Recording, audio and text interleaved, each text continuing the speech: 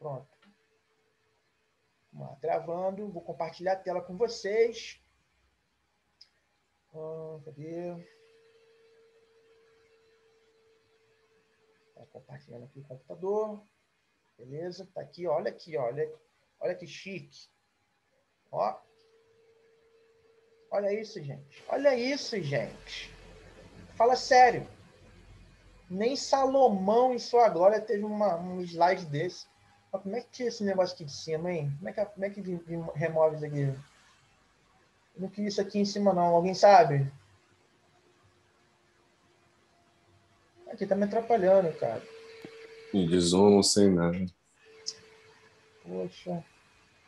Querido, ó, colei você aqui. Tem como você ir para outro lugar, não? Rapaz, ó, perdendo tempo da aula com isso aqui, ó. Eita, eita.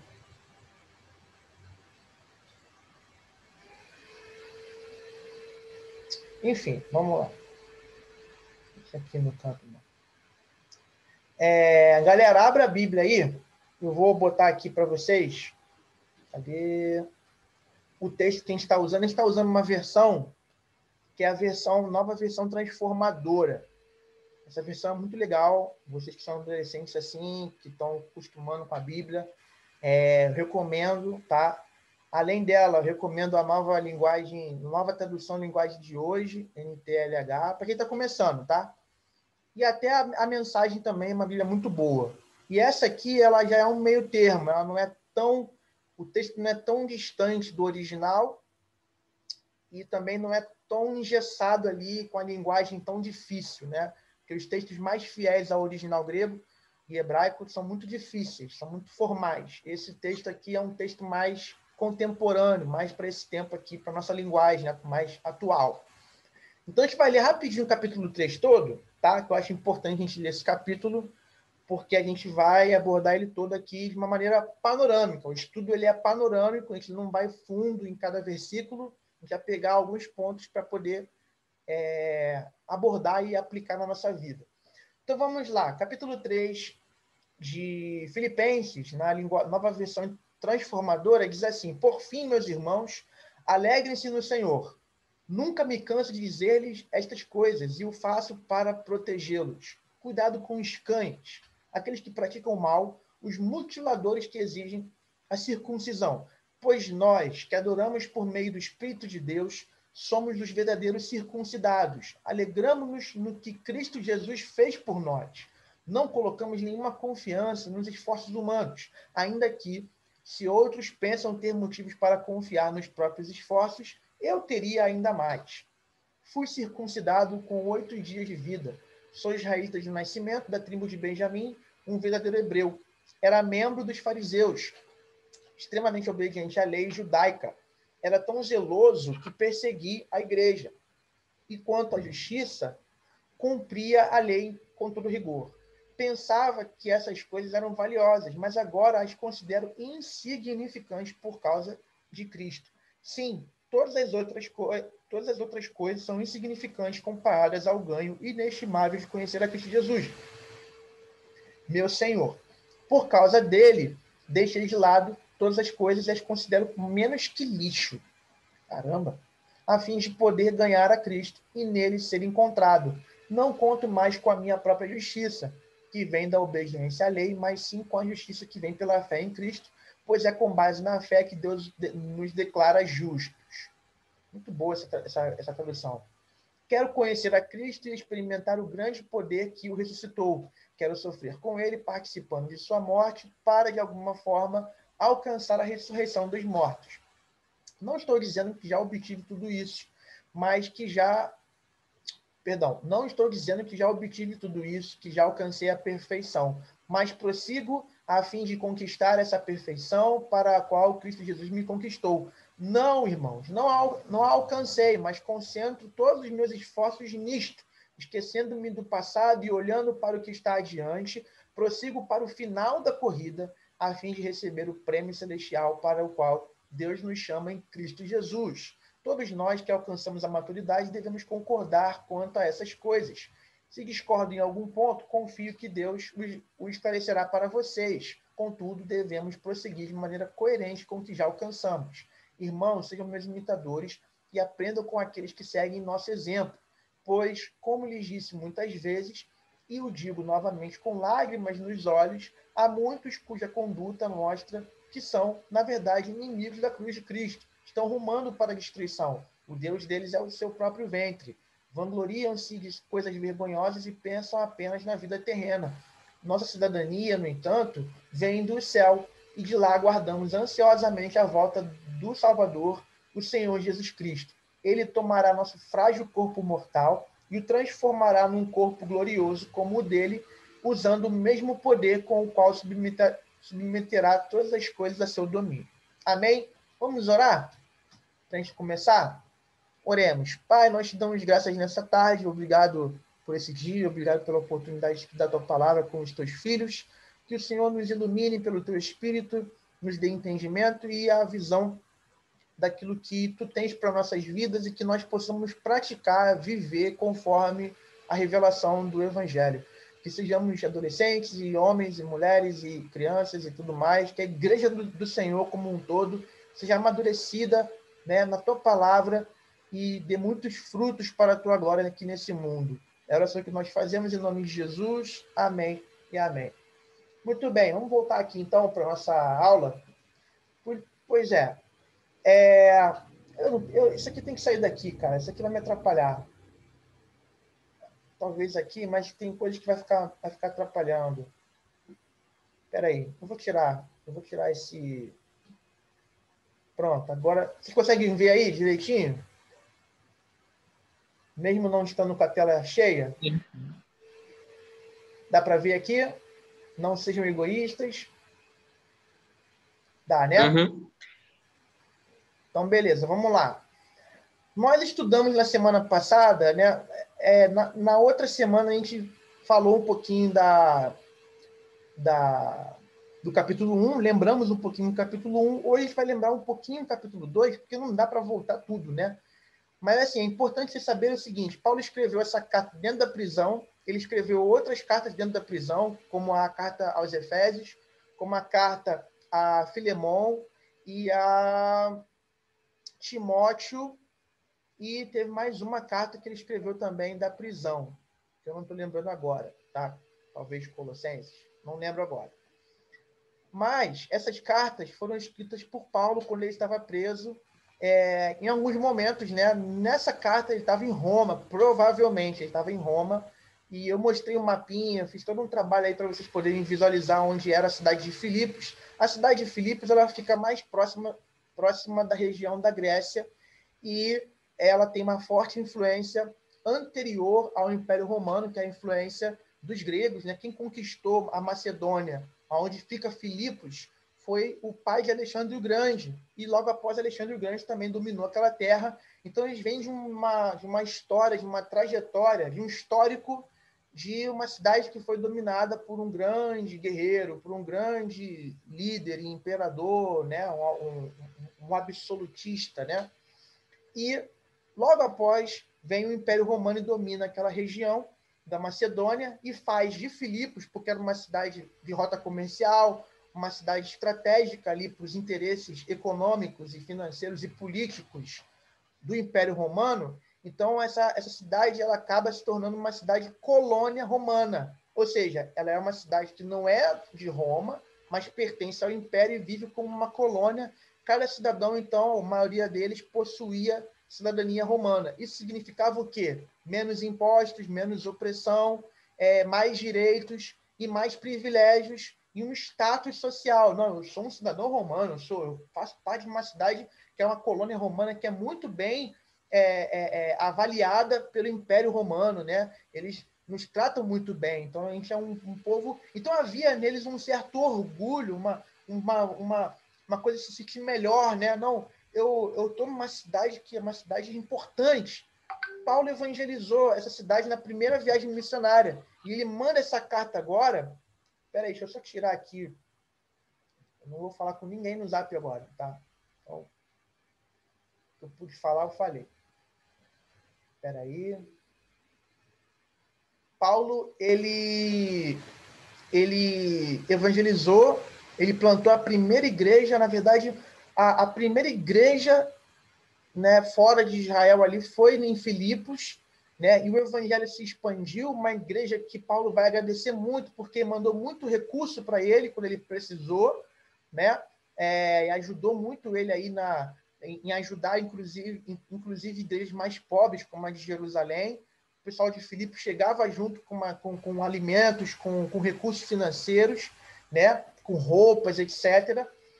E essa igreja era uma igreja, então, que Paulo tinha um carinho muito grande. E Paulo, dentro da prisão, está escrevendo uma carta para essa igreja, dizendo, gente, vamos ficar alegres, vamos nos alegrar, vocês me enchem de alegria, né? E a gente viu que as três palavras-chave da carta aos Filipenses são alegria, humildade e unidade. Paulo vai falar muito sobre a unidade da igreja, a gente ter o mesmo pensamento, o mesmo sentimento, vai falar muito da alegria cristã, vai falar muito da humildade. E ele está falando, ele foca muito isso porque havia uma tendência nesse grupo, né, nessa igreja, de serem não humildes, mas orgulhosos. O que é humildade? É você considerar o outro melhor do que você, superior a você. É você valorizar mais o outro do que a si mesmo. O que é o orgulho? É você se considerar melhor do que o outro, considerar o outro inferior a você. Então havia uma tendência, né? E o orgulho, ele gera o quê? O egoísmo, né? Ele gera a inimizade, porque eu estou sempre em competição com o meu próximo. Então, o inimigo da unidade é o orgulho, mas também o seu filhinho lá, o egoísmo. Né? A gente viu isso lá no capítulo 2, versículo 3 e 4. Né? As pessoas que são egocêntricas, são centradas no próprio ego, nelas mesmas, vivem para impressionar e não para servir os outros. A gente viu também que a humildade é a marca da unidade. Pessoas humildes trabalham pelo bem comum, estão preocupadas em servir, em ajudar. E somente pessoas que estão em Cristo podem considerar os outros mais importantes do que a si mesmo. E vimos também que a alegria cristã, a satisfação, o prazer cristão está no bem. Eu posso encontrar o meu prazer em Deus através do bem que eu faço ao meu irmão, ao próximo, ao que está necessitado. Quando eu ajudo alguém, eu estou me enchendo da alegria de Deus. Falamos também, não, aqui vou ter que ser outro botão. Falamos da atitude de Cristo Jesus, né, no capítulo 2, versículo 5. Esse aí é o fronel no grego. Aqui na nossa aula da EBD tem grego. Vocês estão estudando grego comigo. Vocês têm noção. Vocês não têm noção. Isso aqui é outro patamar, filho. Tem até Paulo aqui, ó. Paulo está aqui, ó. Paulo está com cadeia aqui, ó. E Timóteo está aqui, ó, com ele, ó. Eles escreveram essa carta juntos, entendeu? Tá no capítulo 1, versículo 1. E a carta era enroladinha e havia lá os primeiros versículos que ficavam ali fora para justamente endereçar quem está escrevendo para quem está enviando. Então, por isso que Paulo fala, Paulo e Timóteo, escravo de Jesus. Depois você lê lá, capítulo 1, quem já estudou não vai ter como voltar. Estou tentando agilizar aqui para a gente poder entrar na aula de hoje. Falamos dessa atitude, essa palavra, se você ler na tua versão aí, Filipenses 2,5, está falando de pensamento, outra fala de sentimento, né? Mas na nova versão transformadora, aí fronel aí é traduzido como atitude, que é um apanhado de tudo isso, é pensamento, é disposição, afeto, desejo, vontade, que criam um estilo de vida. Né? Então, Paulo está dizendo assim, tenham a mesma atitude de Cristo Jesus, tenham o mesmo pensamento, a mesma disposição, o mesmo desejo, a mesma vontade que Cristo tinha. Né? E essa palavra vai aparecer também quando Paulo faz um apelo à unidade da igreja, no versículo 2, no próprio capítulo 2, ele vai falar, gente, tem a mesma maneira de pensar. Aí também é fronel, atitude. Tem a mesma forma de pensar. Andem no mesmo propósito, ou seja, unidade. E a gente vê que essa atitude está ligada ao que Cristo fez pela igreja, que é o corpo dele. Né? Então, nós só podemos fazer e viver nessa atitude, ou seja, obedecer a Cristo, fazer o que Cristo fez, porque estamos unidos a Cristo. Porque há uma unidade entre nós e Cristo. Ele é o cabeça, nós somos o corpo. E é ele que move a nossa vida como corpo a fazer tudo aquilo que glorifica a Deus. Continuando. gente viu o hino cristológico, né? Cristológico. Cristo, Jesus Cristo. Logos, lógico, logos. A raiz da palavra lógica é logos no grego, é conhecimento. Então, o hino que dá o conhecimento de Cristo, a gente falou um pouco sobre isso, que é o centro da carta, que foi a parte mais importante da carta. Não vai dar para explicar muito agora, mas está gravada essa aula. E a gente viu que o hino do versículo 6 ao 11, ele resume todo o evangelho, né? Fala da encarnação, do advento. O advento é a vinda de Cristo, né? A primeira vinda. Então, ele se esvaziou de si mesmo, né? Ou seja, ele encarnou. Quando Deus assume a humanidade, ele está se esvaziando de si mesmo, porque ele é glorioso, ele é Deus, ele é soberano, onipresente. Agora ele vira um ser humano limitado.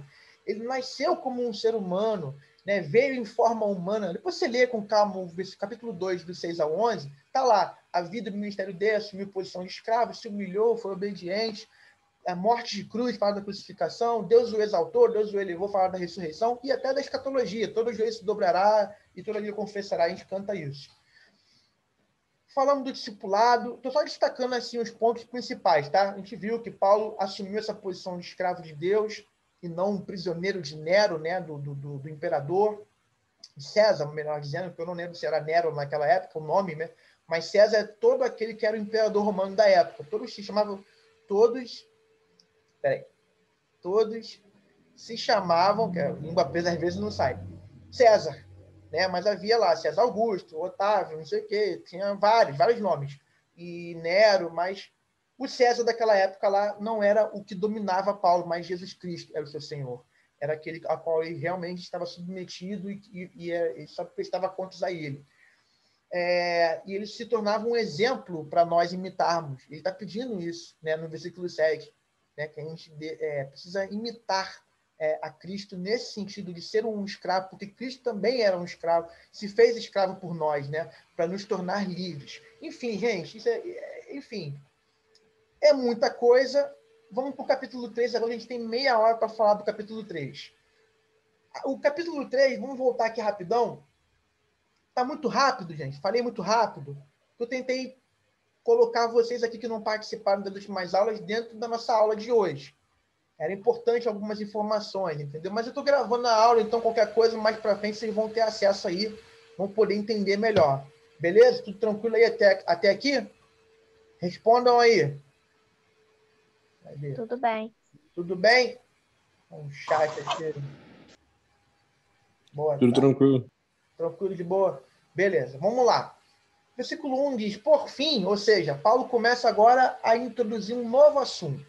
Falou aquilo tudo no 1 e no 2, agora no 3 ele fala assim, por fim, meus irmãos, aí vai começar uma nova abordagem. Alegrem-se no Senhor, nunca me canso de dizer-lhes essas coisas e o faço para protegê-los. O que a gente pode observar aqui nessa parte, nesse texto? A alegria, ela de novo está presente no capítulo 3, como estava no 1 e no 2. O tempo todo Paulo está falando da alegria nesse livro. Os teólogos consideram esse livro o livro da alegria cristã, né? A carta de Paulo aos Filipenses é a carta da alegria. E olha que coisa louca, Paulo escreveu na prisão. E a prisão em Roma, naquela época, era uma masmorra, era um buraco fundo, sem iluminação, sem alimentação, com susceptibilidade, ou seja, você corria risco de ficar com tuberculose, poderia passar rato, leptospirose, enfim, a pessoa saía de lá muito pior, adoentada, muito mais fragilizada, quando não morria lá mesmo. Paulo estava ali aguardando o julgamento, que ele escreve uma carta junto com Timóteo e manda através de Epafrodito, que é enviado, né, a gente viu isso no capítulo 2, semana passada, ele é enviado para Filipos, né? Filipos está próximo da Grécia, Paulo está preso em Roma. Ele está lá na masmorra, no pior cenário, mas ele está alegre. Como é que pode, né?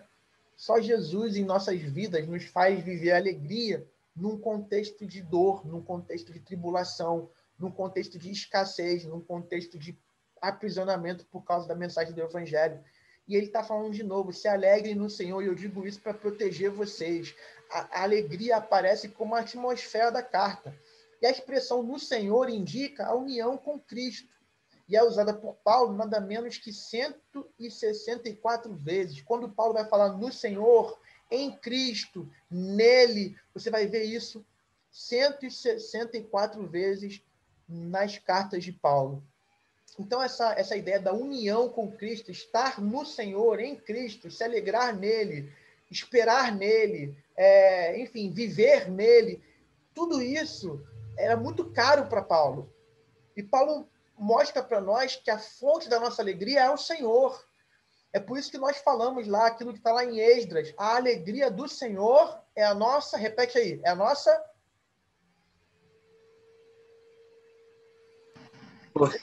força. Exatamente. A alegria do Senhor é a nossa força. O Senhor é a fonte da nossa alegria. E a nossa alegria no Senhor não está dependente das circunstâncias. Eu posso estar mal demais, meu casamento pode estar mal, eu posso estar sem dinheiro, posso estar sem emprego, você pode ter tirado uma nota horrível, você pode estar aí encalhado há meses e anos, né? E faz parte, porque você não é aquela pessoa maravilhosa, e você está chorando, brincadeira, tá? Tô zoando. Mas você está aí chorando e sofrendo, mas você pode viver a alegria, experimentar a alegria. Por quê? Porque a alegria de Deus vai além do que você está vivendo, da tua circunstância. Você pode estar mal com tudo à sua volta, mas com Deus você tem alegria, porque Ele te enche de alegria. Então, essa união com Cristo, ela é importante para a gente poder entender como que a gente consegue experimentar da alegria em qualquer circunstância, né? Só no poder de Cristo, só pelo Espírito Santo. Aí, no versículo 2, Paulo vai ser muito duro e ele vai até usar uma linguagem sarcástica. Vamos ver aqui no versículo 2. Ó, cuidado com os cães, aqueles que praticam mal, mutiladores que exigem a circuncisão. Então, ele está falando de um grupo de pessoas, certo? Vamos lá.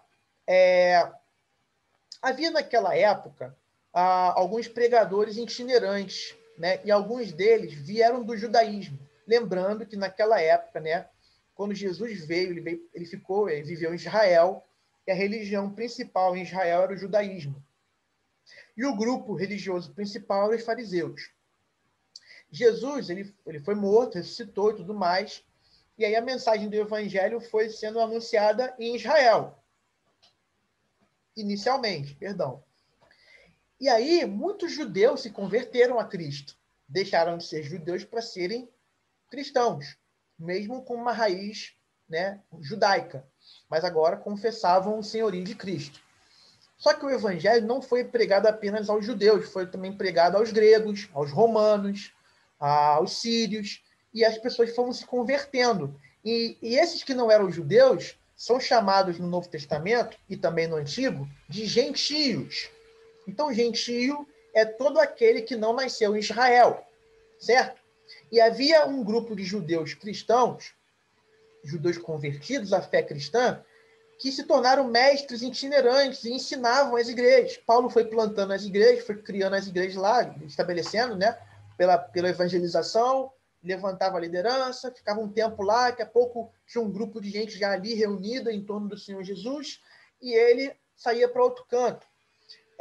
E esses pregadores iam nessas regiões e iriam lá para inicialmente pregar o evangelho, falar das boas novas de Cristo e tal. Paulo até vai citar alguns deles que estão pregando por uma intenção meio ambiciosa, egoísta, mas ele não se importa com isso. Lá no capítulo 1, a gente estudou isso também. Só que nesse momento, Paulo está falando de um grupo que vai lá, ou que foi lá em Filipos, para dizer para eles que eles tinham que virar judeus para alcançarem a salvação. E para virar um judeu, tem que fazer a circuncisão, que é o quê? É aquela aliança que Deus fez com Abraão, onde o macho, o menino, de até 8 dias, cortava. É a fimose, a famosa fimose, tá? Fazia isso lá no início. E isso, todo mundo sabe que a fimose é comprovada aí na ciência, é uma questão de saúde, né? Saúde, higiene, né, para o ser humano. E Deus estava fazendo isso, já estabelecendo essa aliança com um viés até sanitário, vamos dizer assim, né? Um viés visando a saúde deles, não só espiritual, mas física. E essa aliança marcava, né? Era marcada pelo corte do prepúcio lá no pênis do menino, lá do bebê. E eles estavam dizendo assim, na verdade, qualquer pessoa que não era da aliança de Abraão, para pertencer à aliança e receber as bênçãos prometidas a Abraão, tinha que fazer a circuncisão, tinha que passar pelo processo lá da operação da fimose lá. É porque falar fimose é meio, né, um termo meio chulo, né? Mas era isso, na prática era isso, a circuncisão. Então, uma prática que era espiritual, um corte na carne que simbolizava uma aliança entre o homem, entre o povo de Deus e Deus. E esses caras iam para lá para dizer: vocês filipenses, que são aí de uma região macedônica, que não nasceram em Israel, vocês não pensem que vocês vão ser salvos só porque vocês creem em Jesus. Vocês precisam também se circuncidar. Você que é homem, tem que circuncidar você e seu filho, e o seu neto. E isso, para Paulo, era uma coisa ofensiva. Por quê? Porque isso era contra a verdade do Evangelho, porque a verdade do Evangelho é: nós somos salvos pelo que Cristo já fez por nós e não por nada que nós fazemos para Deus. Tá? Então, esse ensino é falso. Certo? Então, Paulo ele vai ser duro, ele vai chamar de cães. Agora, por que Paulo vai chamar de cães?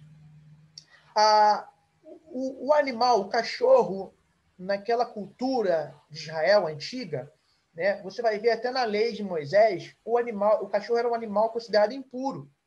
E não havia, naquela época, animais domésticos como há hoje. O cachorro hoje ele é um animal que você tem como alguém da família, animal doméstico. Antigamente, os cachorros viviam em grupos, em bandos, e eram muito próximos dos lobos. Eram como se fossem os lobos, entendeu? Eles viviam sempre em bandos e sempre tentavam dominar territórios e eram muito agressivos, muito raivosos. Então, eram animais que o povo mantinha distância. Eram animais considerados imundos. E o cães era uma forma de ofender, de xingar quem não era judeu. Então, os judeus usavam essa coisa de os gentios são os cães, são os imundos, são os incircuncisos, os impuros. Paulo está chamando essa galera que veio do judaísmo de cães, ou seja, usando uma ofensa que eles usavam contra os gentios, ele estava usando contra eles. Por quê? Porque Paulo via neles um mal muito maior. O que você fez aí, Miguel? Que você botou uma linha verde aqui. O que houve? O que você inventou aí? Foi mal.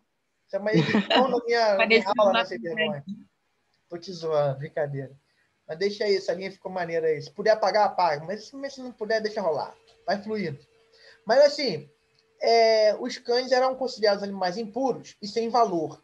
Paulo estava falando desses judeus convertidos que estavam cumprindo o ministério da pregação com uma intenção maligna, com uma intenção de confundir a igreja, né, e de trazer uma doutrina que não veio de Cristo nem dos apóstolos. E era um problema muito sério. Então, Paulo está condenando essas pessoas mal intencionadas. Beleza, gente?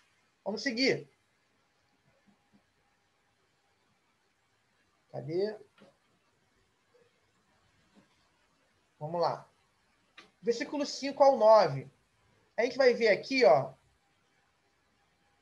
Pô, tira esse negócio aí, Miguel. Consegue tirar esse negócio, não, cara? Tá riscando a Bíblia aqui. Isso é pecado, cara. Riscar a Bíblia aqui é pecado, cara. Então, vamos lá. Versículo 5. Como eu fiz isso? Foi sem querer, tranquilo. Versículo 5. Você vai ver Paulo explicando uma coisa importante. Olha só, vamos só ver aqui rapidinho o versículo. Vamos continuar aqui o versículo 3. Olha só, pois nós, está falando da igreja, né? Ele e a igreja, nós que adoramos por meio do Espírito de Deus, somos os verdadeiros circuncidados. Então você vê que Paulo está dizendo assim: circuncisão hoje não é você cortar nada, não. Circuncisão é você adorar a Deus através do Espírito Santo. É você se alegrar no que Cristo fez por nós. É isso que nos torna parte da aliança de Deus, e não o fato de você pertencer a uma religião que tem uma prática religiosa X. Não colocamos nenhuma confiança nos esforços humanos, ainda que se outros pensam ter motivos para confiar nos próprios esforços. Aí Paulo vai mostrar que ele podia ser esse judeu que obrigava as pessoas a serem judeus para serem salvas. Estão entendendo? Aí Paulo vai dizer, eu teria ainda mais, no final, no capítulo, versículo 4. Aí ele vai começar a falar da sua história, do seu histórico. Aí ele fala, fui circuncidado com 8 dias, sou israelita de nascimento, da tribo de Benjamim, hebreu verdadeiro, era dos fariseus e tal. era tão zeloso que perseguia a igreja. Isso aqui é um deboche de Paulo, uma linguagem dele meio que debochada, né? Eu era tão zeloso que estava até perseguindo, até matando em nome da minha fé. Eu cumpria todo o rigor da lei. Era um homem irrepreensível. Eu pensava que essas coisas eram valiosas, mas agora, o que ele faz? Considera tudo insignificante por causa de quem? Por causa de Cristo. Vamos voltar aqui para o nosso coisa. Nosso coisa é ótimo, né? Nossa lição. Não se orgulhe das coisas terrenas. O povo lá em Filipenses, ou melhor, em Filipos, os filipenses, eles tinham orgulho de ser uma colônia romana, de pertencer ao império, de não ser um povo oprimido, pagando alta taxa de impostos. Pelo contrário, né, quase não pagavam imposto nenhum, eram parceiros do Império Romano, tinham cidadania romana, tinham riquezas, ou seja, status cultural, status social, político. Mas, gente, nenhum status social, cultural ou político, ou nenhuma posse material deve ser algo ao qual devamos nos apegar. Nós não devemos nos apegar a nada que esteja ligado a essa terra. Não fique apegado à sua imagem, não fique apegado ao fato de você ter um iPhone, você ter uma casa maneira, ter um carro maneiro, ter casa na praia. Não se orgulhe, né, daquilo que você tem como material, porque tudo isso vai passar. Não construa a sua identidade nos valores desse mundo. Não seja o que os outros querem que você seja. Seja aquilo que Deus quer que você seja. Ou seja, um escravo de Cristo, alguém que vive em obediência total e irrestrita a Cristo. Eu expliquei a palavra escravo no texto aqui da tradução da Nova Versão Transformadora. Tem uma ideia aí, no grego é doulos, tem a ver com escravo, mas não é o escravo da era moderna, tá? É um outro tipo de escravidão, um outro modelo. Mas, o que houve aqui? Uma mensagem aqui no chat. Deixa eu ver.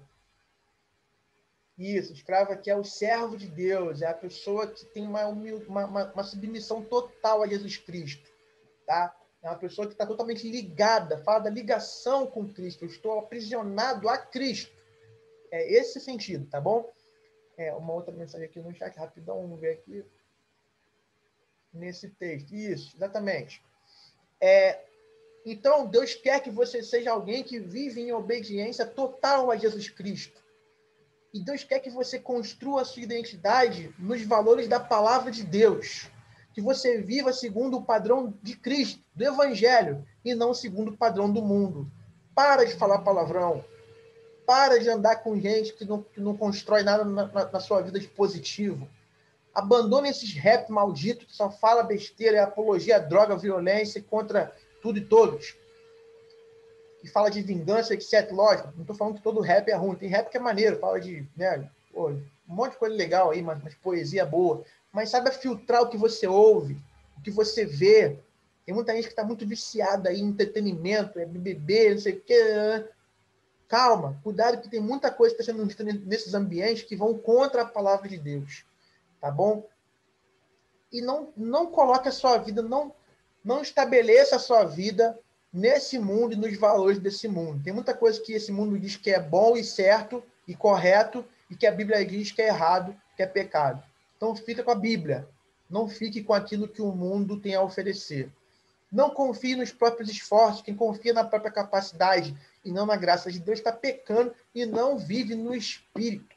Paulo está mostrando assim, eu considero a minha condição de social, né? Eu era um líder dos fariseus, eu era um grande filósofo, eu era um grande reconhecido teólogo na minha geração, eu era um homem mais admirado em Israel, eu abandonei tudo isso porque eu ganhei Cristo. Então, não confie na tua inteligência, não confie na tua capacidade, na tua popularidade, não confie em nada disso. Confia na graça de Deus, no que Jesus fez por você na cruz do Calvário. Porque quem não está vivendo debaixo da graça de Deus, quem não vive olhando para Jesus Cristo, está olhando para si mesmo. E quem está olhando para si não está mais andando no Espírito, está vivendo no pecado. E aí o pecado vai crescendo e o salário do pecado é a morte. Não é verdade? Quem se perde deste mundo é encontrado em Cristo. Ai, tampou aqui, mas a gente mexe aqui. Pronto. Quem se perde deste mundo é encontrado em Cristo. Então, assim, sai dessa coisa mundana que é toda essa ideologia desse mundo e você vai se achar em Cristo, você vai ser achado nele, como diz a música lá do Vilas Boas. Que foi com base nesse texto que ele falou isso. Eu quero conhecer Jesus e ser achado nele. Está aqui, nesse texto aí. Aí no versículo 10, cadê? Versículo 10, nós temos aqui o seguinte. Quero conhecer Jesus. Eu quero com Jesus. Aí, ó. Tá aí, ó. Tá nesse aí, ó. E experimentar o grande poder que o ressuscitou. Cara, isso aqui é muito profundo. Gente, para você conhecer você, você vai precisar se esquecer de você. E quando você se esquecer de você, você vai se encontrar em Jesus Cristo. E quando você se encontrar em Jesus Cristo, você vai descobrir o poder da ressurreição. O poder da ressurreição é tudo aquilo que Cristo pode fazer em você porque ele ressuscitou. É você participar dos sofrimentos e da glória de Cristo. É menos de você e mais de Cristo. Como nós cantamos muitas vezes, mais de ti e menos de mim. A nossa identidade precisa ser encontrada nesse contexto da participação dos sofrimentos e da glória de Cristo. Como Cristo foi perseguido, eu tenho que ser perseguido. Como Cristo foi tentado, eu tenho que ser tentado. Como Cristo foi rejeitado e humilhado, eu serei também. Mas como Cristo venceu a tentação, como Cristo venceu a morte, como Cristo venceu o pecado, eu também venço, porque eu estou unido a Ele. Amém? Olha que coisa profunda e poderosa. Se você está unido a Cristo, logo sua vida não é mais vivida para você mesmo, mas para a glória de Deus, em Jesus Cristo. Então, unido a Ele, você tem um novo propósito de vida. Você não vive mais para satisfazer a sua carne. Você vive para a glória de Deus, para a adoração ao Espírito Santo, para o crescimento espiritual. O seu maior desejo é conhecer Jesus. Você quer experimentar esse poder, você quer viver em santidade, você quer viver o amor verdadeiro, você quer amar sem nenhum interesse em receber nada de volta. Você sofre com ele e você está pronto para morrer por ele. E, de alguma forma, alcançar a ressurreição dos mortos, como Paulo vai falar no versículo 11. Tá? Então, é mais ou menos isso que Paulo está querendo dizer nesses versículos. E aqui nós temos a palavra da perfeição cristã. Versículo 12 a 15 diz assim: não estou dizendo que já obtive tudo isso, ou seja, ele não alcançou a ressurreição dos mortos. Ele ainda não viveu a plenitude desse poder que ressuscitou Jesus. Ele não chegou lá ainda. Mas olha o que ele fala. Eu não alcancei a perfeição, mas eu estou prosseguindo para alcançar essa perfeição. Esse é meu alvo. Aqui a perfeição não é viver sem pecado. Aqui é cada vez mais se parecer com Jesus Cristo. A palavra aqui é teleios. Repete comigo aí. Teleios. Peleios. Teleios. Ó. Pele. Teleios. T-E-L-E-I-O-S. Teleios. Isso aí. A tela. O que significa isso? Teleios significa aperfeiçoado. Não é perfeito, é aperfeiçoado. É completo. É aquele que termina, que cumpre, que consuma, que consagra. Paulo vai usar uma linguagem logo depois de alcançar e correr, prossigo para o final da corrida. É uma linguagem do atletismo, que era muito comum naquela época. As pessoas tinham os coliseus lá, e tinha as disputas, tinha os Jogos Olímpicos, já existiam naquela época. Então havia o corredor, cada que era o atleta que corria e chegava em primeiro lugar. Paulo estava se colocando como alguém que não está disputando corrida com ninguém, não.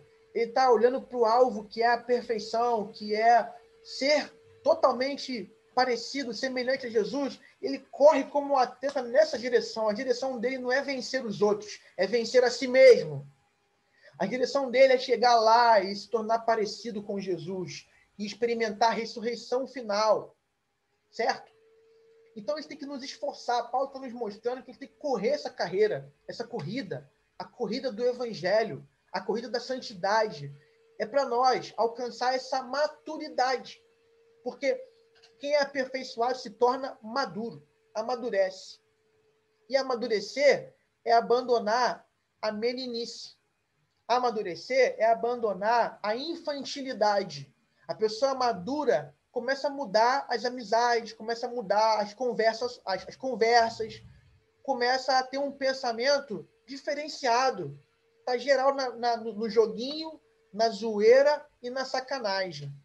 Mas a pessoa, o adolescente maduro, já está pensando no reino de Deus, está pensando na faculdade futura, está pensando tem que manter em dia seus estudos, fazer os seus exercícios, tem que estudar o seu inglês, usa a internet para poder ganhar conhecimento, não fica apenas preocupado em simplesmente se distrair e ficar consumindo entretenimento. Não. O adolescente que está amadurecendo, ele está assumindo responsabilidades, ele é alguém importante na casa, porque ele vai lá e compra o pão, ele vai lá e lava uma louça, ele está ali, mãe, o que eu posso fazer hoje para ajudar? Vai lá estender uma roupa. É alguém que as pessoas olham e falam, cara, essa pessoa aqui, ela faz a diferença, porque amadureceu, porque assumiu a responsabilidade. E é um desejo que nós temos que ter. Só que olha que interessante. No capítulo 2, versículo 12, Paulo vai dizer, trabalhe a sua salvação, ou seja, se esforce para viver como alguém que é salvo. E no versículo 13 ele vai dizer, Deus é aquele que dá o desejo e o poder para você obedecer. Paulo diz que você tem que assumir a responsabilidade de obedecer, mas no versículo seguinte ele fala, Deus te dá esse poder para você obedecer.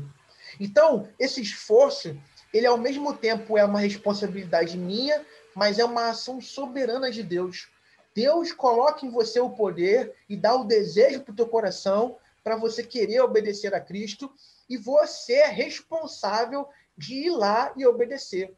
Você vê que Paulo diz, eu estou correndo, eu estou indo para o alvo, eu prossigo, eu continuo caminhando, eu continuo na direção, eu quero chegar lá, eu quero me tornar exatamente como Jesus é. Eu quero ter a imagem total de Jesus na minha vida. Eu quero me parecer com ele totalmente. Então, o nosso alvo é essa perfeição cristã, que é a semelhança total com Cristo. E nós devemos viver todos os dias por essa busca. Quem não está buscando isso, está distraído com alguma outra coisa. Está alimentando a carne, está vivendo uma vida muito abaixo do padrão de Deus. Beleza, gente? Deu para entender essa parte agora aqui do versículo 12 do 12 ao 15? Deu para entender? Muito Sim. bem. Olha quanta coisa a gente está vendo aqui no capítulo 3 de Filipenses. Olha só, hein?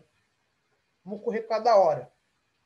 Versículo 15 a 17, a gente vai falar do discipulado. Paulo agora vai falar do discipulado. Olha que coisa interessante. Porque Paulo está se colocando como um modelo. O discipulado é isso. É pessoas que são influenciadoras de outras pessoas, mas não uma influência pessoal. Eu não estou aqui para me promover. Eu não quero que você me admire, que você me ache maravilhoso. Eu quero que você veja quem eu imito. Eu quero que você reconheça o Deus a quem eu adoro. Eu quero que você olhe para mim e não veja o Maikson, mas veja Jesus em mim. Eu quero que Jesus seja visto em mim, não que eu apareça e você diga que maravilhoso, que aula, que homem, que não sei o quê. Nada disso, pelo contrário. Eu sou totalmente dispensável. E no reino de Deus, todos nós somos. Ninguém é autossuficiente e ninguém é indispensável. Todos nós precisamos uns dos outros.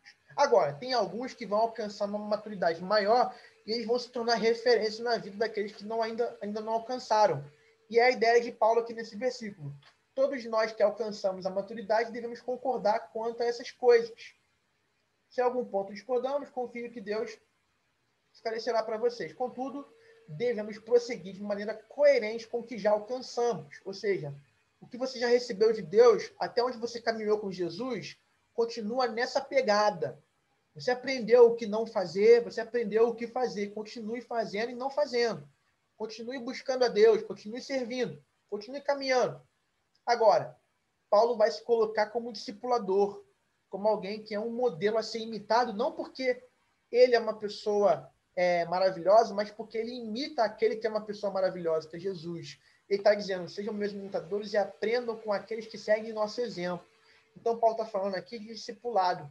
E o objetivo do discipulado é nos tornar mais parecidos com Jesus, porque a pessoa a ser imitada não é Paulo, é Jesus, é quem Paulo imita.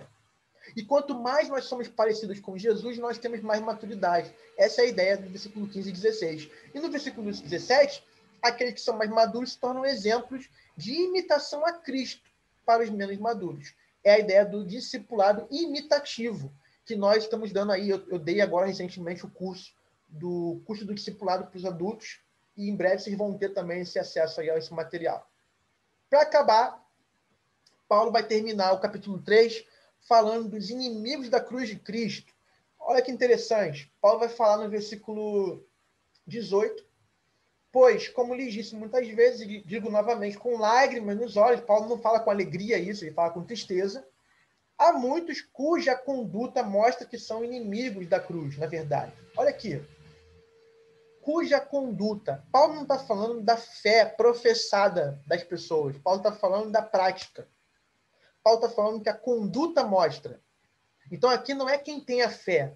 O ponto aqui, esses inimigos da cruz de Cristo, são aqueles que, apesar de terem a fé, dizerem que são de Cristo, a prática revela que eles não creem em Jesus Cristo.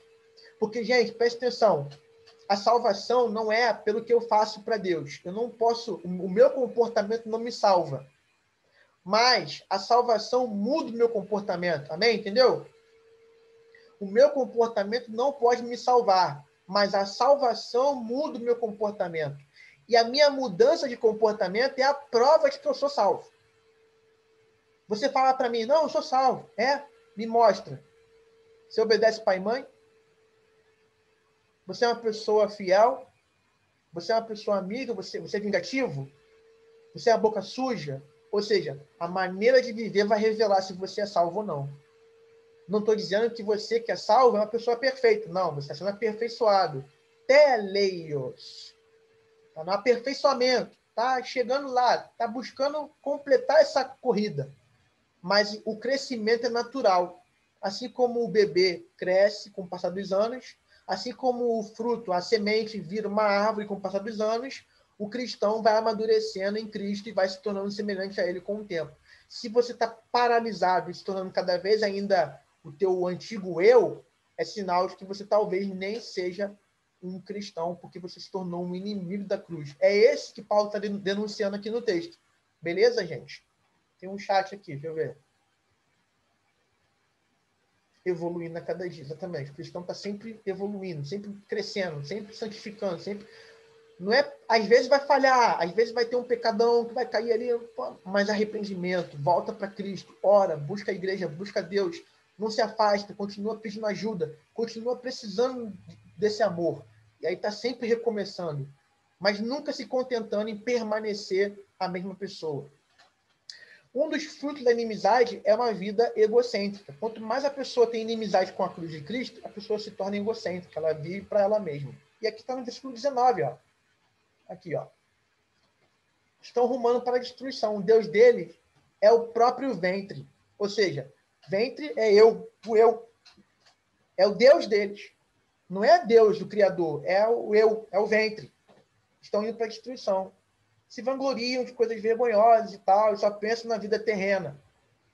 Ou seja, os que não são humildes, aqui está humildade, mas os que não são humildes não experimentam alegria no Senhor, não se alegram em Deus, em quem Ele é por meio de Jesus. E não promovem a unidade, porque quanto mais o meu ego é grande, menos eu penso no outro. Quanto mais habita o meu ego em mim, menos espaço há para você em mim. Eu sou uma pessoa egocêntrica. Ou seja, eu não sou humilde, não posso experimentar alegria no Senhor e não posso promover a unidade. O fim deles é desfrutar apenas dos prazeres terrenos e não dos eternos. Ou seja, vai ter uma vida muito cheia de prazer aqui, mas no final vai para o inferno. E, por último, para terminar a nossa aula de hoje, são 6 horas, somos chamados por Deus para uma vida santa que nos conduz a uma realidade transformadora e gloriosa. Você vê isso no versículo 20. Nossa cidadania, no entanto, vem do céu e de lá aguardamos ansiosamente a volta do Salvador, o Senhor Jesus Cristo. Ele tomará nosso frágil corpo mortal e o transformará num glorioso corpo como o dele, usando o mesmo poder com o qual submeterá todas as coisas sob domínio. Então, a gente foi chamado para essa vida aqui na Terra de santidade para alcançar uma vida eterna lá, que vai culminar numa perfeição total, não apenas na alma, mas também no corpo. Uma alma perfeita, um corpo perfeito, glorificado. Amém, gente? Valeu? Amém. Amém. Foi na base da raça, na correria, mas deu para passar o conteúdo. Deixa eu só fechar aqui, calma aí, deixa eu tirar aqui o... Como é que tira isso aqui, gente? Gente, como é que faz aqui para tirar? Eu quero tirar.